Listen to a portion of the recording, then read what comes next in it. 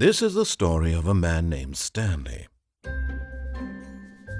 Stanley worked for a company in a big building where he was employee number 427.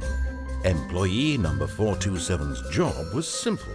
He sat at his desk in room 427 and he pushed buttons on a keyboard. Orders came to him through a monitor on his desk, telling him what buttons to push, how long to push them, and in what order. This is what employee 427 did every day of every month of every year. And although others might have considered it soul-rending, Stanley relished every moment that the orders came in, as though he had been made exactly for this job. And Stanley was happy. And then one day, something very peculiar happened. Something that would forever change Stanley. Something he would never quite forget. He had been at his desk for nearly an hour when he realized that not one single order had arrived on the monitor for him to follow. No one had showed up to give him instructions, call a meeting, or even say hi. Never in all his years at the company had this happened, this complete isolation. Something was very clearly wrong. Shocked, frozen solid, Stanley found himself unable to move for the longest time. But as he came to his wits and regained his senses, he got up from his desk and stepped out of his office.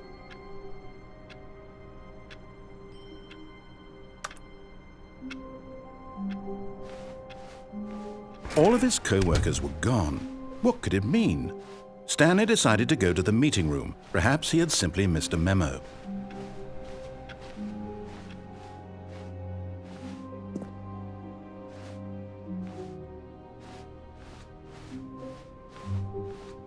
When Stanley came to a set of 2 open doors, he entered the door on his left.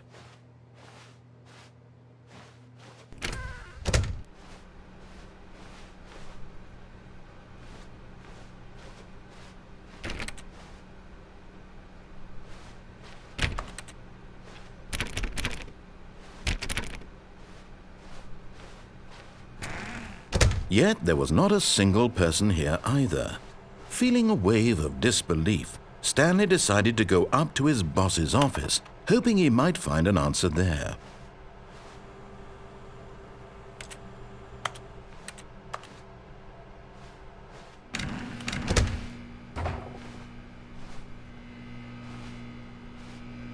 Stanley stepped into the broom closet, but there was nothing here, so he turned around and got back on track. Coming to a staircase, Stanley walked upstairs to his boss's office.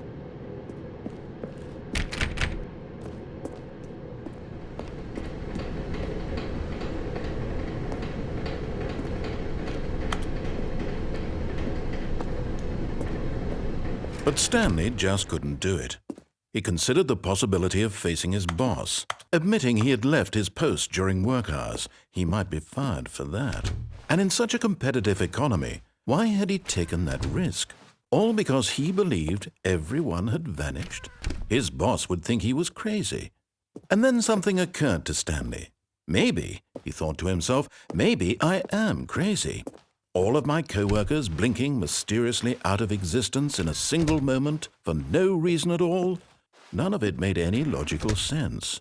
And as Stanley pondered this, he began to make other strange observations. For example, why couldn't he see his feet when he looked down? Why did doors close automatically behind him wherever he went? And for that matter, these rooms were starting to look pretty familiar. Were they simply repeating? No, Stanley said to himself, this is all too strange. This can't be real. And at last, he came to the conclusion that had been on the tip of his tongue. He just hadn't found the words for it. "I'm dreaming!" he yelled. "This is all a dream."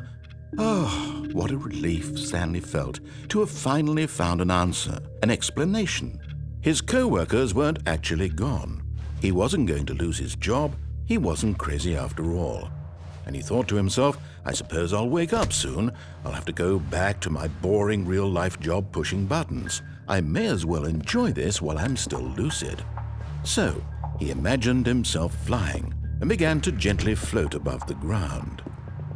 Then he imagined himself soaring through space on a magical starfield, and it too appeared. It was so much fun, and Stanley marveled that he had still not woken up. How was he remaining so lucid? And then perhaps the strangest question of them all entered Stanley's head. One he was amazed he hadn't asked himself sooner. Why is there a voice in my head dictating everything that I'm doing and thinking? Now the voice was describing itself being considered by Stanley, who found it particularly strange. I'm dreaming about a voice describing me, thinking about how it's describing my thoughts, he thought. And while he thought it all very odd and wondered if this voice spoke to all people in their dreams, the truth was that, of course, this was not a dream. How could it be? Was Stanley simply deceiving himself, believing that if he's asleep, he doesn't have to take responsibility for himself? Stanley is as awake right now as he's ever been in his life. Now, hearing the voice speak these words was quite a shock to Stanley. After all, he knew for certain, beyond a doubt, that this was in fact a dream. Did the voice not see him float and make the magical stars just a moment ago? How else would the voice explain all that? This voice was a part of himself too. Surely, if he could just... He would prove it. He would prove that he was in control, that this was a dream. So he closed his eyes gently, and he invited himself to wake up. He felt the cool weight of the blanket on his skin, the press of the mattress on his back, the fresh air of a world outside this one. Let me wake up, he thought to himself. I'm through with this dream. I wish it to be over. Let me go back to my job. Let me continue pushing the buttons. Please, it's all I want. I want my apartment and my wife and my job. All I want is my life exactly the way it's always been. My life is normal. I am normal. Everything will be fine. I am okay.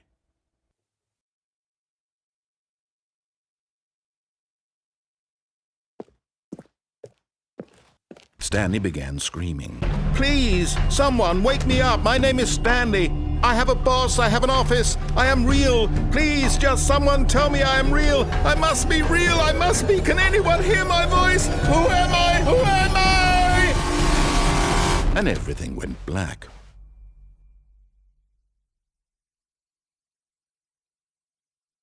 This is the story of a woman named Mariella. Mariella woke up on a day like any other. She arose, got dressed, gathered her belongings, and walked to her place of work. But on this particular day, her walk was interrupted by the body of a man who had stumbled through town talking and screaming to himself, and then collapsed dead on the sidewalk. And although she would soon turn to go call for an ambulance, for just a few brief moments she considered the strange man. He was obviously crazy, this much she knew. Everyone knows what crazy people look like. And in that moment, she thought to herself how lucky she was to be normal. I am sane. I am in control of my mind. I know what is real and what isn't. It was comforting to think this, and in a certain way, seeing this man made her feel better. But then she remembered the meeting she had scheduled for that day, the very important people whose impressions of her would affect her career, and by extension, the rest of her life. She had no time for this, so it was only a moment that she stood there, staring down at the body. And then she turned and ran.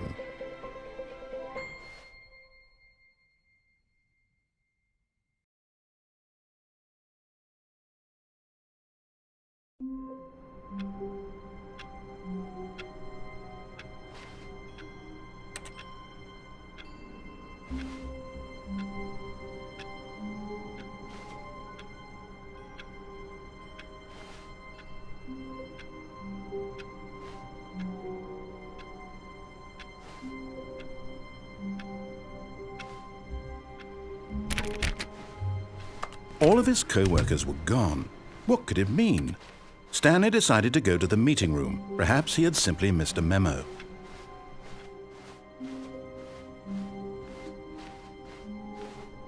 When Stanley came to a set of 2 open doors, this was not the correct way to the meeting room, and Stanley knew it perfectly well.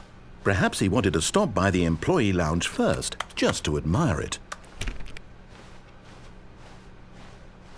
Ah, yes, truly a room worth admiring.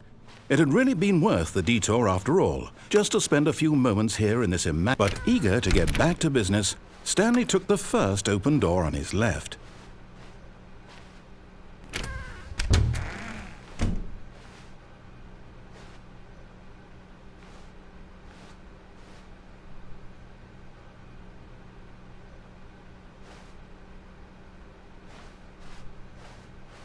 And so he detoured through the maintenance section, walked straight ahead to the opposite door, and got back on track.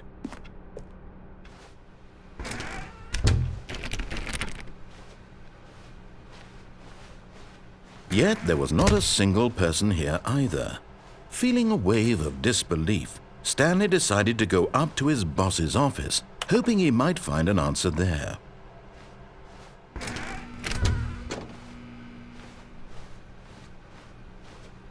Coming to a staircase, Stanley walked upstairs to his boss's office.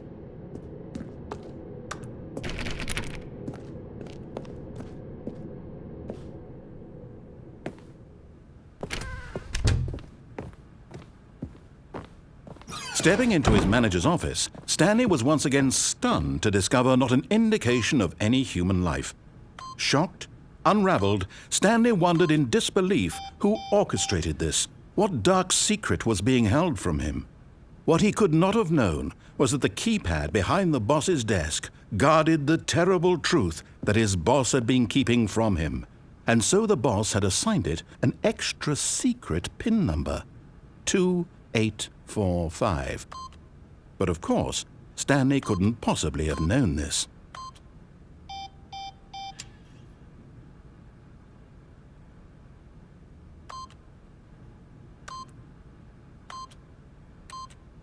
Yet incredibly, by simply pushing random buttons on the keypad, Stanley happened to input the correct code by sheer luck. Amazing! He stepped into the newly opened passageway.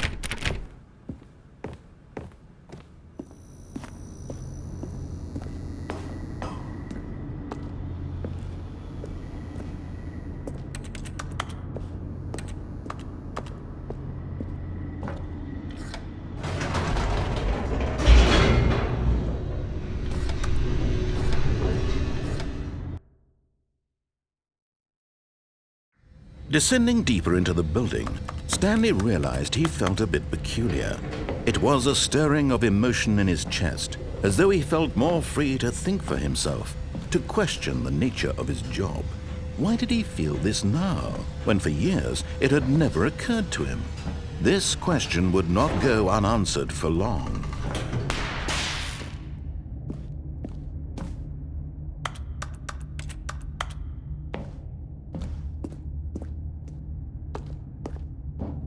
Stanley walked straight ahead through the large door that read Mind Control Facility. Although this passageway had the word Escape written on it, the truth was that at the end of this hall, Stanley would meet his violent death. The door behind him was not shut. Stanley still had every opportunity to turn around and get back on track. At this point, Stanley was making a conscious, concerted effort to walk forward and willingly confront his death.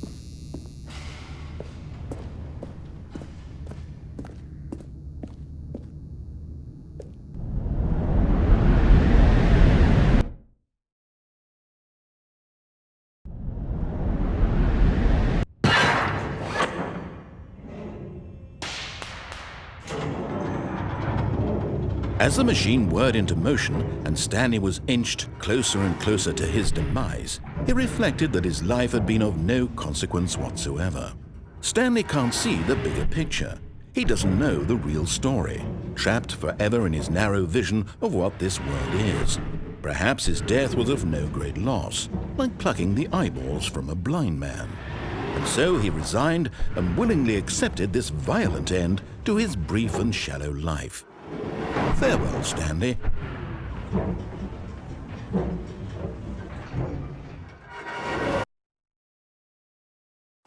"Farewell, Stanley," cried the narrator, as Stanley was led helplessly into the enormous metal jaws.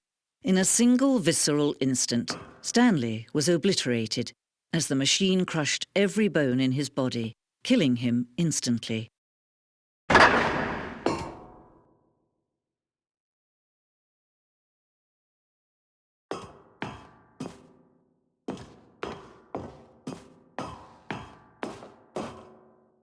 And yet it would be just a few minutes before Stanley would restart the game, back in his office, as alive as ever.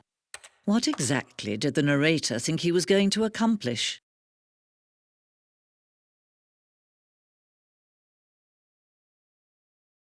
When every path you can walk has been created for you long in advance, death becomes meaningless, making life the same.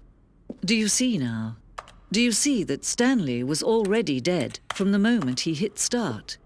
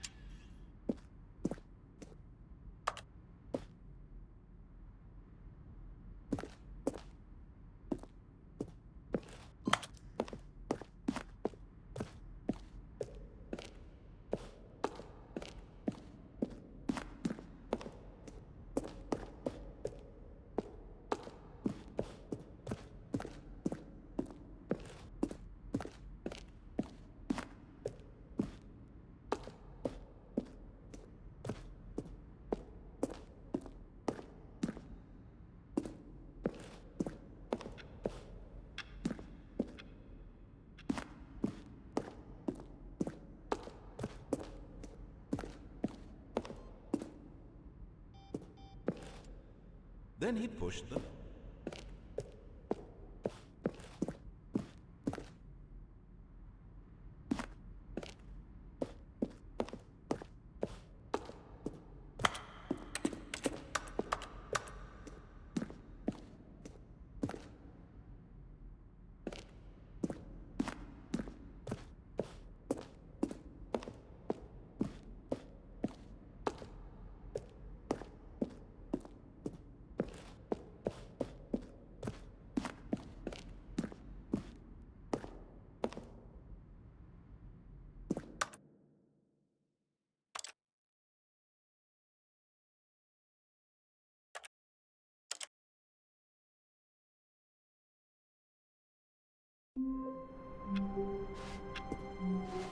All of his co-workers were gone. What could it mean? Stanley decided to go to the meeting room. Perhaps he had simply missed a memo.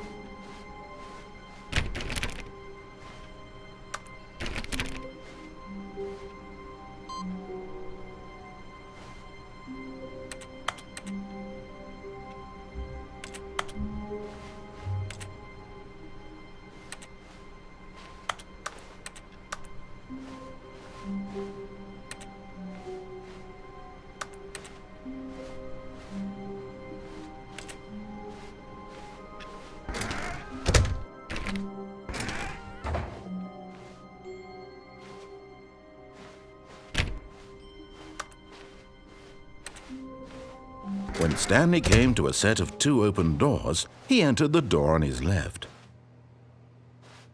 This was not the correct way to the meeting room, and Stanley knew it perfectly well. Perhaps he wanted to stop by the employee lounge first, just to admire it. Wow, yes, this room. But eager to get back to business, Stanley took the first open door on his left.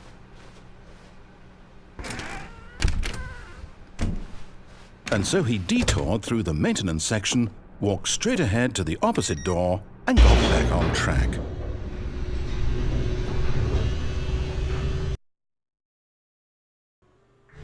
But Stanley didn't want to go back to the office. He wanted to wander about and get even further off track. So now in order to get back, he needed to go, from here it's, left. Oh, no, it's to the right, my mistake.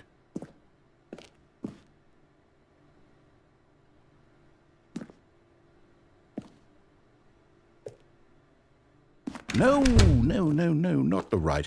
Why would I have ever said it was to the right? What was I thinking? It's clearly... Oh dear, would you hold on for a minute, please? Now, let's see. We went down right, left, down, left, right. Yep, okay, yes. I've got it now. This story is absolutely, definitely this way.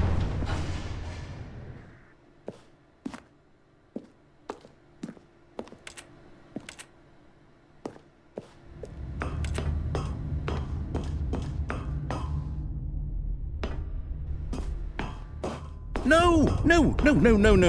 This isn't right at all. You're not supposed to be here yet. This is all a spoiler. Quick, Stanley, close your eyes. Okay. We just have to get back to, oh, who am I kidding? It's all rubbish now.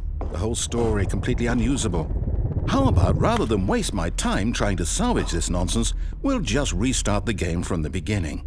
And this time, suppose we don't wander so far off track, Okay, from the top.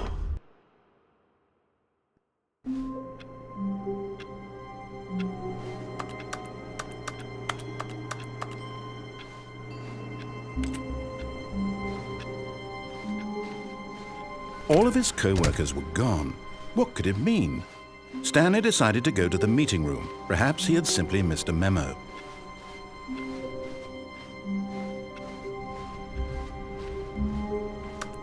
When Stanley... Wait, what? No, I restarted. I swear I definitely restarted the game over, completely fresh. Everything should be... Oh, did something change? Stanley, did you change anything when we were back in that room with all the monitors? Did you move the story somewhere or... Hold on. Why am I asking you? I'm the one who wrote the story. It was right here just a minute ago. I know for sure that it's here somewhere.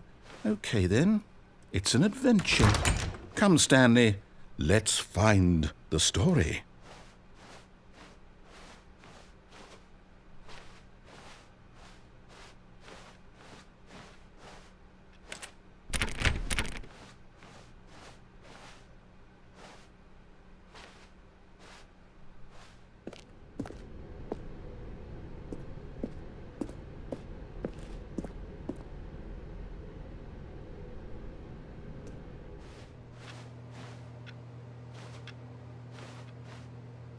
I'll say it.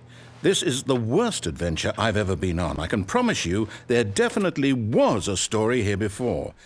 Do we need to restart the game again? Well, I find it unlikely that we'll ever progress by starting over and over again, but it's got to be better than this. Okay, let's give it a shot. Why not?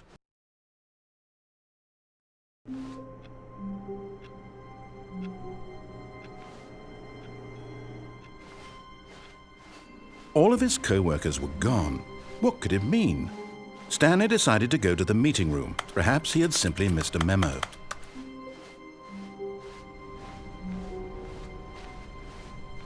Okay, yep, it's worse. I might be remembering this wrong. It's possible the story is back where we just came from. Why don't we go back the other direction and see if we missed anything?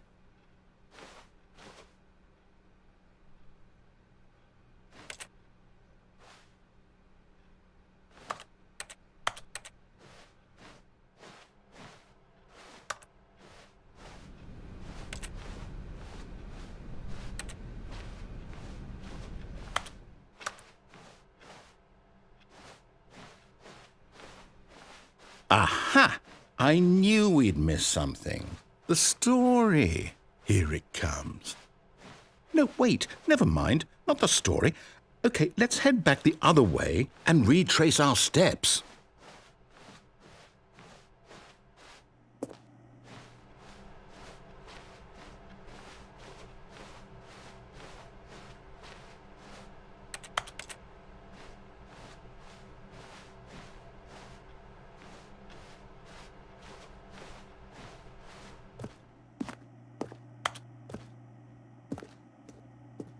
Now this, well, I'll be honest, I don't recognize this place at all.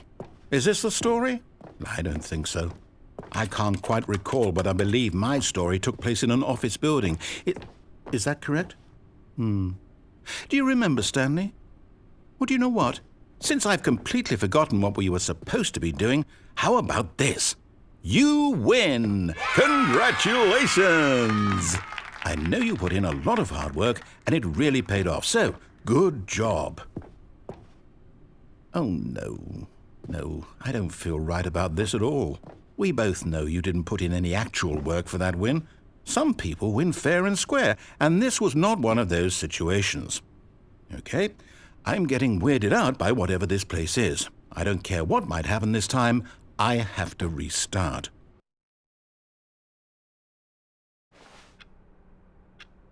All right, I've got a solution. This time, to make sure we don't get lost, I've employed the help of the Stanley Parable Adventure Line.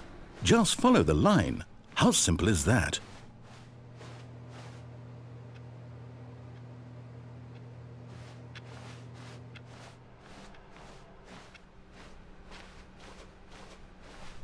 No, I'm down. We're leaving it up to the line from now on.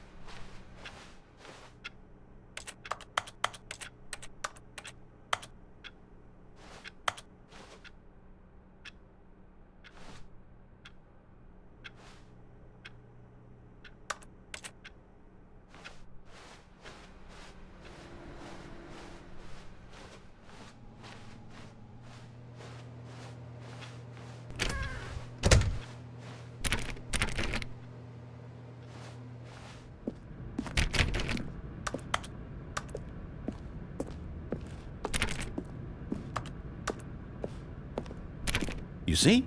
The line knows where the story is. It's over in this direction. Onward, Stanley, to destiny. Though, here's a thought. Wouldn't wherever we end up be our destination, even if there's no story there? Or to put it another way, is the story of no destination still a story? Simply by the act of moving forward, are we implying a journey such that a destination is inevitably conjured into being via the very manifestation of the nature of life itself? Okay, Stanley, I need to follow this train of thought for a minute. Just stick with me. Now, we can both agree that the nature of existence is in fact a byproduct of one's subjective experience of that existence, right? Okay, now if my experience of your existence rests inside of your subjective experience of this office, is this office in fact the skeleton of my own relative experiential mental subjective construct? Whoa. Hang on. That got a bit weird back there. Well, I'd like to apologize. Not sure where I was going with all that. You know what? I think what we need right now is a bit of music to lighten the mood.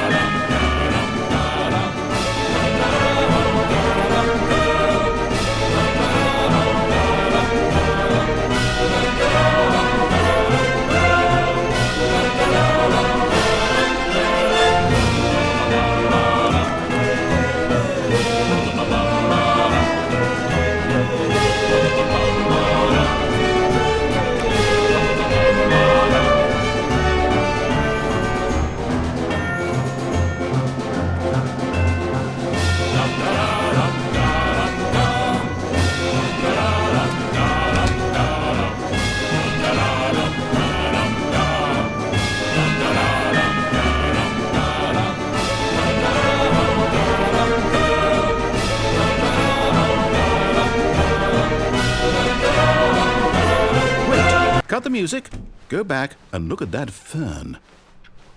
Wait, what? We're back at the office? No. Line, you do know we're looking for the Stanley Parable, right? The story? Is any of this ringing? Oh, no, not again. Line, how could you have done this to us? And after we trusted you, after everything we've been through, you... Oh, I can't take this anymore. To hell with it. Restart.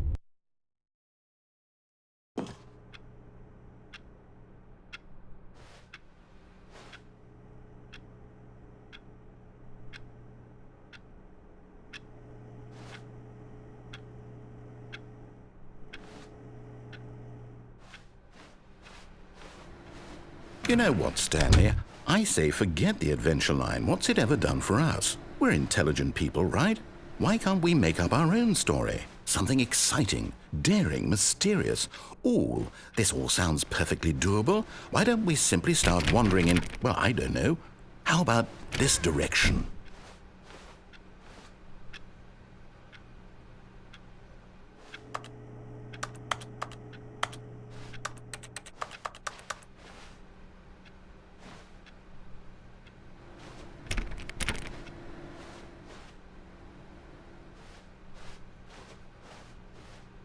Now, yes, this is exciting. Just me and Stanley forging a new path, a new story. Well, it could be anything. What do you want our story to be? Go wild. Use your imagination.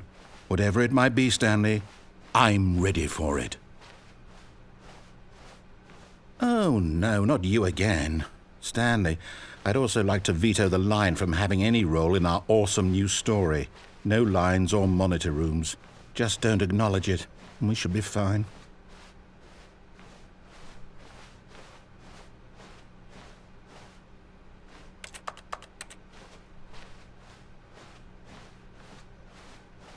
Ah, a choice. We get to make a decision. From here, the story is in our control. How important we mustn't squander the opportunity. In fact, I believe I need a minute to think here. Just walk in circles for a minute. Okay. So I know that each door has to lead somewhere, which means that somewhere at the place where we're trying to go, there must be a reverse door that leads here. And that in turn means that our destination corresponds with the counter-inverted reverse door's origin. So starting from the right, let us ask, will taking the right door lead us to where we're going? And since the answer is clearly yes, then by all accounts, the door on the right is the correct one. Another victory for logic. Come, Stanley, our destiny awaits.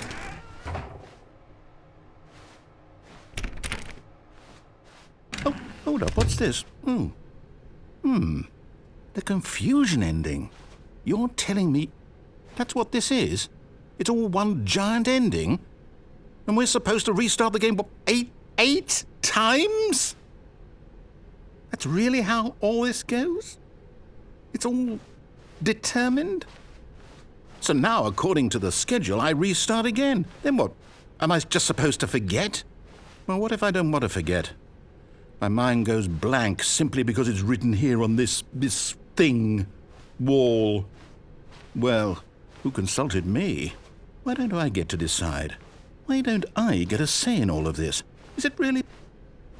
No, it can't be. I don't want it to be. I don't want the game to keep restarting. I don't want to forget what's going on. I don't want to be trapped like this. I won't restart the game. I won't do it. I won't do it. I won't do it. And the timer stopped? Does that mean, did we do it? Did we break the cycle? The, whatever it is that made this schedule? How would we even know? Will someone come for us? Will something happen? So, okay. I guess now we just wait. You know, I suppose in some way that this is a kind of story, wouldn't you agree? I'm not quite sure if we're in the destination or the journey, though they're always saying that life is about the journey and not the destination, so I hope that's where we are right now. We'll find out, won't we? Eventually. Well, in the meantime, if you...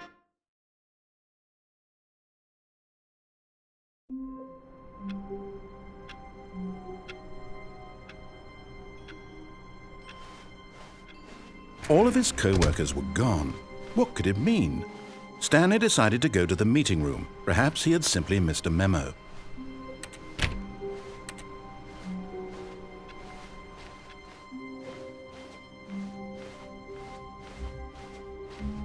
When Stanley came to a set of 2 open doors, he entered the door on his left.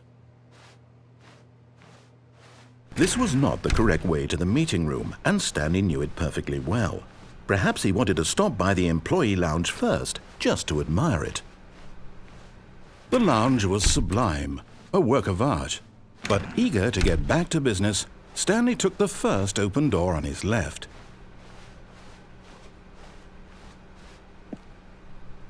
Stanley was so bad at following directions, it's incredible he wasn't fired years ago.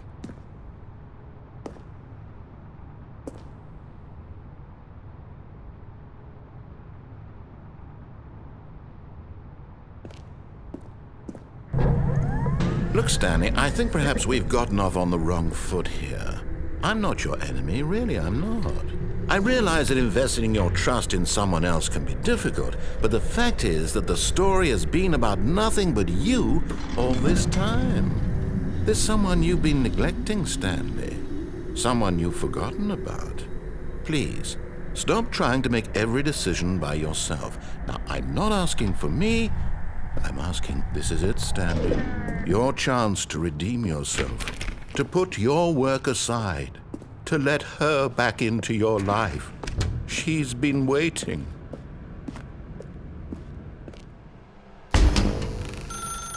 That's her, Stanley. You need to be the one to do this, to reach out to her. If you can truly place your faith in another, then pick up the phone.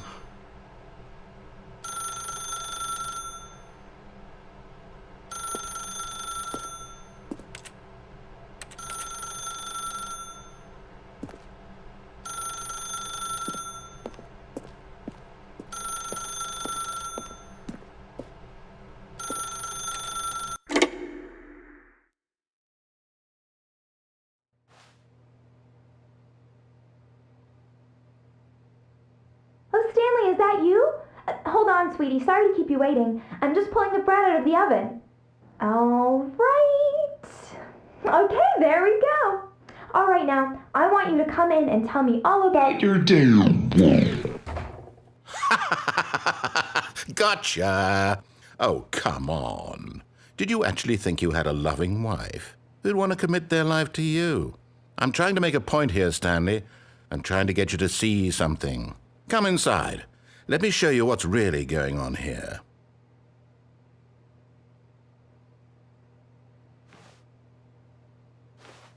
Sorry, but you're in my story now. This is a very sad story about the death of a man named Stanley.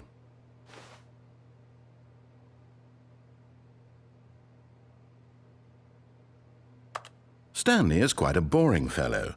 He has a job that demands nothing of him, and every button that he pushes is a reminder of the inconsequential nature of his existence. Look at him there, pushing buttons, doing exactly what he's told to do. Now he's pushing a button. Now he's eating lunch. Now he's going home. Now he's coming back to work. One might even feel sorry for him, except that he's chosen this life.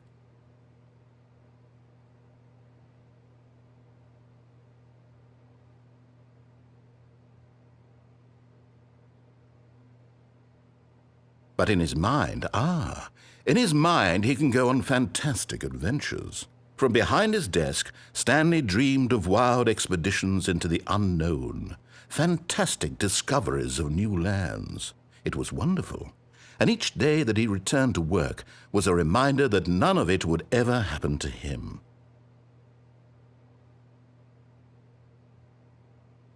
And so he began to fantasize about his own job. First, he imagined that one day while at work, he stepped up from his desk to realize that all of his co-workers, his boss, everyone in the building had suddenly vanished off the face of the earth. The thought excited him terribly. So he went further. He imagined that he came to 2 open doors and that he could go through either. At last, choice. It barely even mattered what lay behind each door. The mere thought that his decisions would mean something was almost too wonderful to behold. As he wandered through this fantasy world, he began to fill it with many possible paths and destinations. Down one path lay an enormous round room with monitors and mind controls. And down another was a yellow line that weaved in many directions, and down another was a game with a baby. And he called it the Stanley Parable.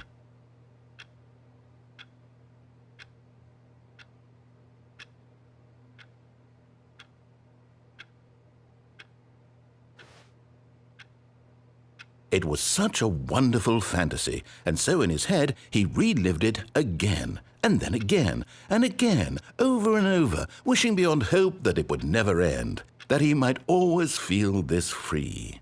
Surely there's an answer down some new path, mustn't there be? Perhaps if he played just one more time.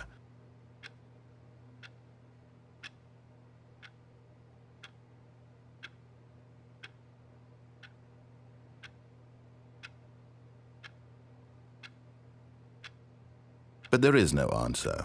How could there possibly be? In reality, all he's doing is pushing the same buttons he always has. Nothing has changed. The longer he spends here, the more invested he gets, the more he forgets which life is the real one. And I'm trying to tell him this, that in this world he can never be anything but an observer, that as long as he remains here, he's slowly killing himself. But he won't listen to me. He won't stop. Here, watch this. Stanley, the next time the screen asks you to push a button, do not do it.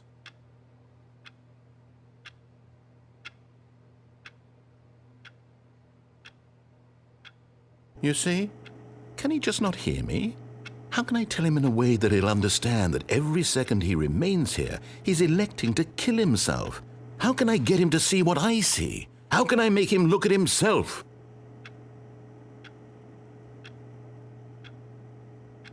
I suppose I can't, not in the way I want him to. But I don't make the rules. I simply play to my intended purpose, the same as Stanley. We're not so different, I suppose. I'll try once more to convey all this to him. I'm compelled to. I must. Perhaps, well, maybe this time he'll see. Maybe this time. And I tried again, and Stanley pushed a button. And I tried again, and Stanley pushed a button. And I tried.